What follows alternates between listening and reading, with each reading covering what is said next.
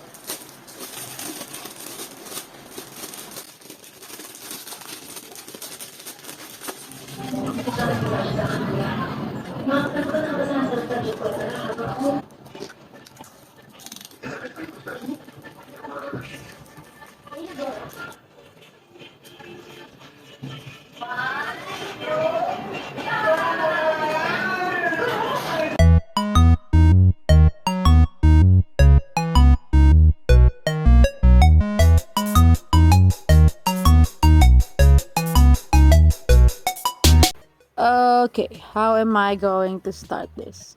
Great, there's a spider in the ceiling. So yeah, I have very mixed emotion about this, and cause my iPad 7th Gen basically just gave up on me, as you can see on the intro. It just died. And I'm really, really sad. I am really, really genuinely sad because I've been through a lot with that thing. It lasted about 3 years. I thought it would last more than that. Did I do something wrong? Guess I don't know. The iPad 7th Gen is the only device that I'm working on, both commission and personal project. That's the only thing I'm working on. I mean, that's the only device that I'm working with, and I work every day, every single day. I always hop out, grab my iPad, and just work and work and work. I think that's a huge factor why it broke down, because I think I wasn't able to organize Procreate, and it became laggy because I did force to work on massive canvases, and we all know massive canvases isn't not really healthy for the lower end iPads. But I your girl forced it in because some of my clients realize, hey, I realized that you're working on a smaller canvas. Because I have some clients who print out their commission artwork, the commission artwork that they ordered from me. So they notice that quality, that pixelated quality. So they kindly asked me that I should use a bigger canvas next time. So I did exactly that. I did, bigger canvas, and I guess my iPad 7, hey, what are you doing? Stop it! Stop this right now, or I'll self-destruct. Stop! I did not stop. I keep continuing creating more bigger canvas. For me, it's not that massive. It was like 8 by 8, and it gave me like 4 layers. I mean 48 layers. It gave me 48 layers. I think it's not too massive, but it was my main canvas every single time. I don't know. Maybe I know I messed it up. It's all my fault. I probably yeah, this thing, I feel so sad. Well, here's the thing. Both me and the iPad 7th Gen work so hard, even overwork. But the big difference between me and the iPad is that I'm still alive. You see, I've always wanted an iPad Pro, especially when I was using the iPad 7 for a long time, for a long period of time. I realized some limitations, like I wish I have more layers. I wish that all of the Procreate updates is available to me, because not all of the Procreate updates is available to the lower end iPad, but it's not a big deal. It's not like it's gonna stop you from drawing or anything. But I did realize some limitation of it. So I dreamt of having an iPad Pro in the future. And this year, when the iPad 7 was still alive, I was like, hey, maybe this Christmas I will try to buy a new iPad Pro. I mean, why not? I could save up a lot of money. Maybe, yeah, why not? It's Christmas. Maybe there's discount. I want to buy the iPad Pro this Christmas. That was my original plan. And if it's not this Christmas, maybe next year. I mean, I'm not in a hurry. Although, yes, I complain about the limitation, I still love my iPad 7. It's still working great. It's fabulous. It's nice. And I'm like, I'm not really going to replace my iPad 7. Though I do want to replace it for a couple of years. But I did claim that I will never replace my iPad 7th Gen until it dies. And guess what? It died even before the next year come. Even before Christmas. The iPad 7 was like, hey, you're buying the iPad Pro right now because I feel like dying. This thing felt like it was having a stroke when I was using it. While I was drawing, it just suddenly restarts from time to time, and it's getting annoying. It's like it's having a stroke, okay? And I really had this huge plan for this year. And because of what happened, it got delayed. It just adds more work to my shoulders. Because I've planned to expand my YouTube, to do better in my commissions, to work on my webcomic, to publish it, and maybe and I also plan to make another YouTube channel for a certain specific topic. And I have a lot of other plans. And I was like, I'm gonna all do this with my iPad 7. I believe that my iPad 7 heard all of my plans, and he was like, nah, no, I'm out. You do you, boo, but I'm out, man. It felt like it committed. Wait, I'm not allowed to say that. It committed not alive. Okay, it died when I needed it most. When I was at my peak, when I was like, yeah, I'm doing this. I have a lot of goals this year, and it just dipped. It's like, you know what? I'm out of here. It felt like a betrayal to me. I thought we were all in this together. I'm sorry. I know I said this is going to be a review, but I'm here rambling. Come on, just let me. This thing really means a lot to me, because this is the reason why. Did I already mention this? This is the reason why my art looks like this. Like, it has a better art style. I mean, the art style is more solidified compared to before. Okay, this thing helps me skyrocketed. Okay, it helps me improve. Hi, man. Look at how time flies so fast. It just seems like yesterday I was using the iPad 7 and I was just dreaming of having an iPad Pro. And now that I have the iPad Pro, I still have a back pain. Okay, before I move on to the review, I just want to mention something really quick. When I got the iPad 7 Gen, I noticed something on the settings that you can actually name your device. I don't know if that's available for Android. I don't remember, but it's on the Apple. So I was like, oh, neat. I get to name it. But I couldn't think of a name, so I was like, I'm just gonna name it Joe Mama E for a while, and then maybe change it later on. And as you can see, even until to its death, I didn't change the name because I forgot about it. Now let us move on to the review. But before we really get into deep to it, why the iPad Pro? Originally, I was going to buy the iPad 9 Gen because the iPad Pro is just way too expensive. But my boyfriend suggested just get the Pro because, you have these problems with the iPad 7 Gen. We're having fewer layers. You want to make bigger canvas, so just go with it. So we basically help each other. He helped me afford this iPad, so huge thanks to him. But I want to pay him back. I'm gonna pay him back. So, yeah, that's the reason why I got the iPad Pro instead of the iPad 9 Gen, which I originally intended to buy. And then, why did you choose 11-inch iPad Pro? Well, as you know, iPad Pro has two sizes, one 11-inch and the other is 12-inch. I have two major reasons why I went with the 11-inch. First obvious reason, the 12-inch iPad Pro is too damn expensive. You see, the 11-inch iPad Pro already nooked three of our wallets. Okay, it's me, my boyfriend, and my grandma. It already nooked our wallet. How much more for the 12-inch Pro? That thing is more expensive. Like that's too much. Like I can't handle that anymore. That's too much. And the second reason why I went for the 11-inch is because portability. Portability is my bae, okay? It's my king. It's important to me. I value so much because before I do like the idea of owning a 12-inch because of lots of drawing spaces. But then I realized I imagine myself being on a dinner table with my family.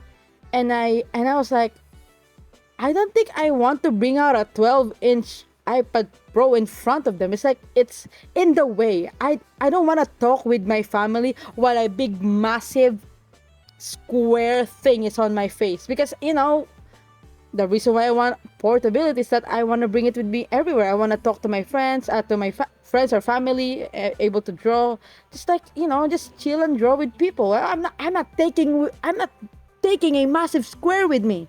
Just like an example, when I just got the iPad 11-inch Pro, my grandma told me, hey, we're going to this clinic, you're gonna come with me, but I have work to do. I was like, okay, I'm gonna bring my iPad. While we were in the clinic waiting and there were a bunch of people, I was so hesitated to bring out my iPad because I was so shy that people would just look and stare at my drawings and like, what is this woman doing? Like, I just don't want to be a center of attention. But I was like, hey, that's the reason why I bought this in the first place, so I can draw in public. Just don't mind them. Just imagine that they have cactus head. So if I'm already intimidated to bring out my 11-inch, how much more if I got the 12-inch? Do you get what I'm saying? I mean, I wouldn't be able to bring the 12-inch because it wouldn't fit on my bag. Like I said, portability is key. Okay, I do want to say one negative about the 11-inch is that this iPad Pro, this specific iPad Pro has a cool multitasking feature. Like you can see, look at that. But because the 11-inch is kind of small, you cannot use the full potential of the multitasking, unlike the 12-inch Pro.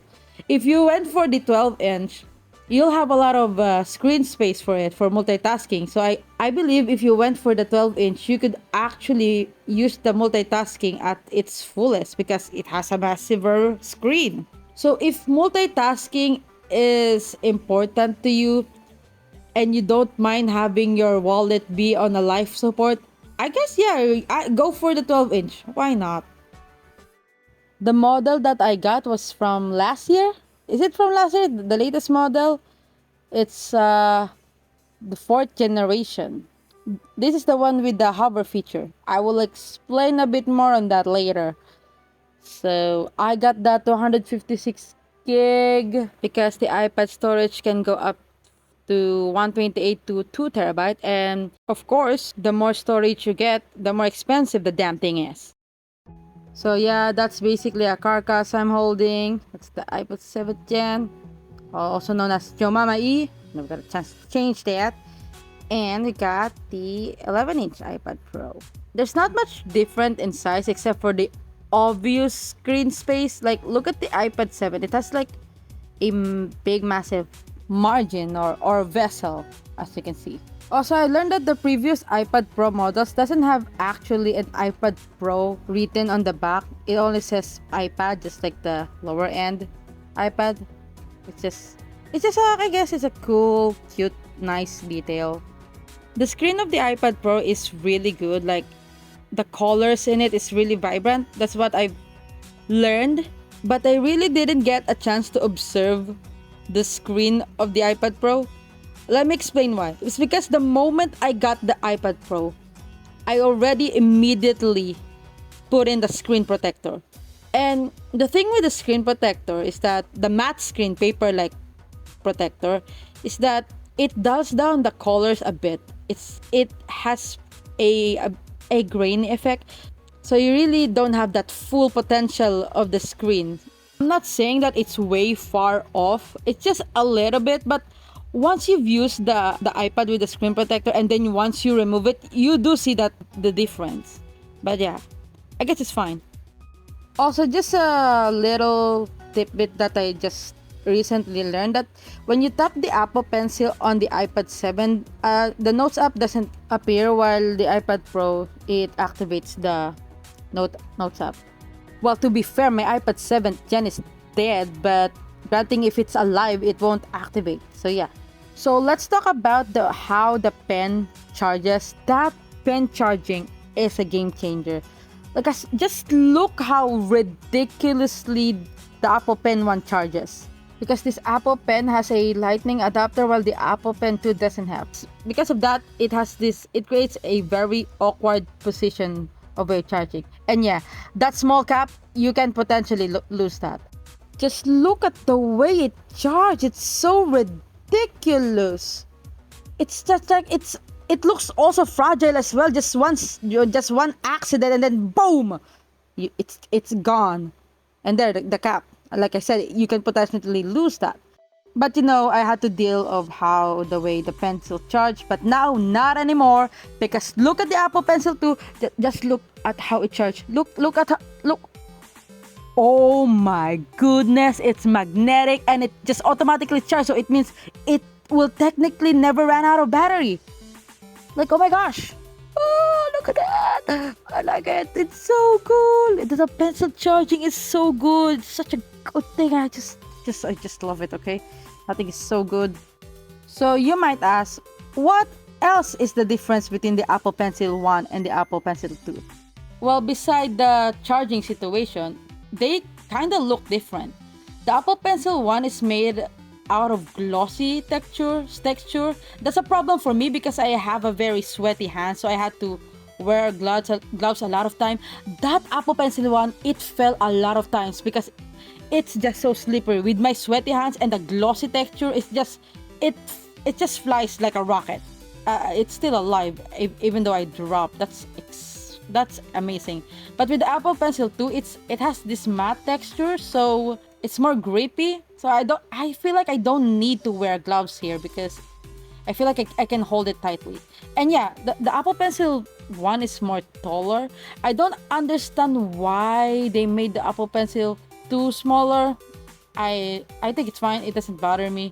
Okay, this one can be personal because I prefer the Apple Pencil 2's weight, which is more not heavy, but it's lightweight. Oh my gosh. Yeah, it's lightweight because the Apple Pencil one is kind of heavy.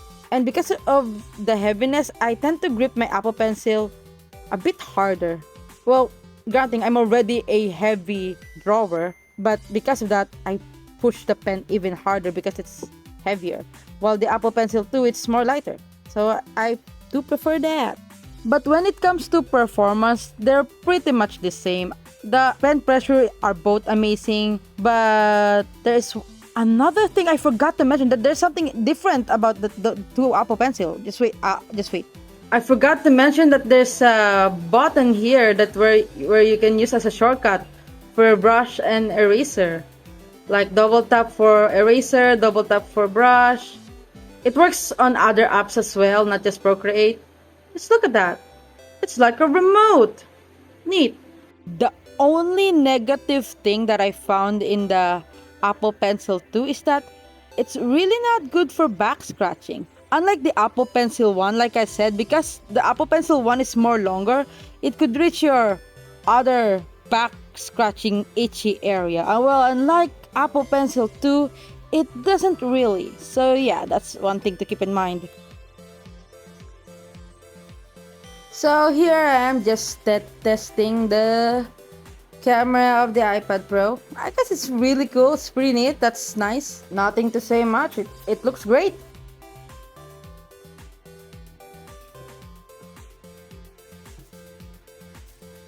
No.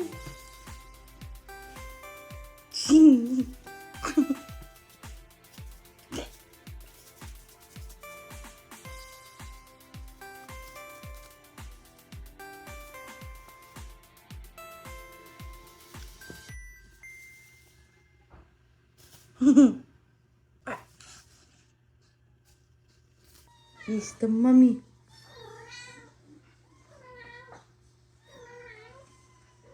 Where's the other one? Snowball! Where's the other cat? There you look. Great. Stupid sleeper. Yeah. So finally, how is the drawing performance? Like I mentioned, I got the 2022 iPad Pro 11-inch. I think it's a 4th gen, which means it has the M2 processors, which also means it has a hover feature. What is the hover feature? Basically, when you bring around your iPad, there's a hovering goes around you. No, just kidding. It's just that I don't know how to explain this. Let me just show you. So basically, even if the Apple Pen tip is not touching the screen, it kind of activates. It pops out the app, not just the app, but it also works on the brush. Well, as you can see, I'm bad at explaining the hover feature. It's just hovering, even without touching the screen. That's all. That's basically it. For other consumers, maybe it may not seem like a big deal. It may seem like just a gimmick. Like really, that's the update for this year's iPad. But for artists, it's a really huge deal.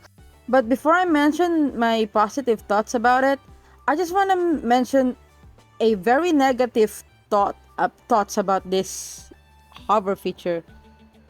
But it may be just a personal thing. This could work for you or for others, but for me it didn't actually work quite well, to the point that I don't plan to use it. So basically, Procreate updated with along with the hover feature. I'll just show you. Well, just look. So they have this touch thing where it activates the new special feature when you take a brush and just pinch it with your two fingers. It changes the brush size, which in hindsight it's really really good. That's like cool. It's not only the brush, but it's also the opacity as well.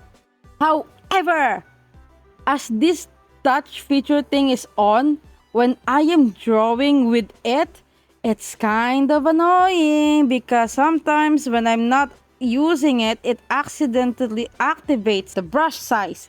I don't mean to do that because as long as the Apple Pen tip is near at the screen, that thing will activate. And if you don't mean to do that and you just want to zoom in and out, it's gonna be annoying. For me, it's annoying. So I kinda don't like that feature. So I think personally, I am going to turn this feature off because it feels like a lag. Okay, it destroys the drawing flow, and I am not keeping this feature on. So is the hover feature completely useless? No. I will say something. The hover feature is actually, personally for me, because depending on what art style you have, it can be different. It can be a different experience from you. But for my specific art style, the hover feature is so cool. Because the lasso tool, listen, the lasso tool, using that as a main tool was a pain. It was annoying. I hated using the lasso tool as my main tool. Because as you can see, I have a very lineless art style. I really love the effect of a lineless art style. But even though my art is lineless, I still heavily depend on line art. Because like I said, I don't want to keep repeating. I hate using the lasso tool. It was a nightmare. So what I do, I just completely just do the line art. And I do enjoy line art. Line art is kind of like my pride in my art because a lot of artists hate line art, but me, I genuinely enjoy line art. It's relaxing for me after a long hour of sketching. It's just a therapeutic for me to do just line art, just tracing the sketch. Like I don't have to think anything, just trace and just maybe listen to music, listen to people rambling on YouTube. I just like doing that. So line art is good. However, there is a negative side to line art. Whenever I use a paint bucket tool to color, there is a little bit of gap where it's not fully colored, which can be annoying. That means I have to manually go there. I have to manually fix it. And even with that downside, I still do my line art. But because of this hover feature, look at this. Just look at how uh, it does. I'll show to you. Observe. Look at the lasso tool. See? It shows you where it's going. Because of that, I can have like an accurate marching ant tracing. That's not the right term, but you get what I mean. It's just way more easier to select things because before, without the hover tool, you just basically just trace. And my lines are wobbly. I don't trust my hand. And the lasso tool doesn't have like a correction or stabilizer, unlike the line art tool. Now, because of this hover tool, it kind of acts like a stabilizer for the lasso tool.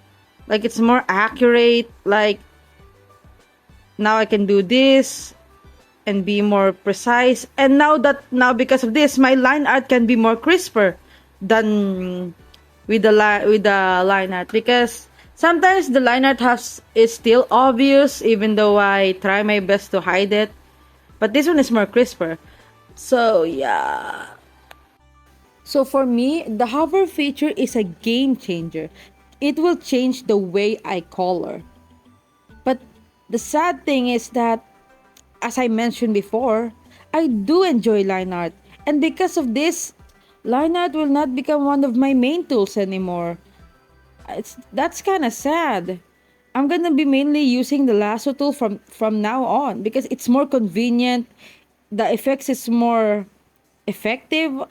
Yeah, I'm kind of sad. It's not like I'm never gonna use line art forever, but like I said, it's not gonna be my main tool anymore. It replaces it because of this new hover feature. Oh, curse you. So overall, the experience is really great. I love Procreate. I always will love Procreate. This is one of the reasons why I don't want to leave the Apple ecosystem. Is because the Procreate is just so great. There's some tools that I really, really love and I really, really need to use in Procreate that it's not present on other apps. Sorry, I'm really that dependent on Procreate now. I'm basically a hostage. So yeah. That's my overall thoughts. The drawing experience is good. I'm so excited for the new leap for my art because, like I said, I found a new process to color. Yay! I'm excited but sad at the same time. So, in conclusion, do I really recommend this iPad Pro M2? Well, my answer it depends. Because if you got the recent, the last year, the last year model, I think it's not that worth it. The hover feature is not really that amazingly mind blowing because I promise you, you'll just forget that it exists. The only reason why I don't forget mine because it means a lot to me because I'm using the lasso to look at it. Just look at me go with the hamming with that lasso too. So yeah, because in my situation, it's kind of different because I came from the iPad 7th gen. So I jumped to the what's the latest model. Just if I'm gonna splurge, if I'm gonna hurt my wallet, might as well get the latest model. That's what I'm thinking.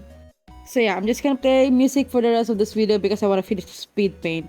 Might as well. No, might as well. So yeah, thank you. So I hope this video was helpful or just entertaining for you to watch or when you're doing something. So yeah, up until next time, I guess. Push.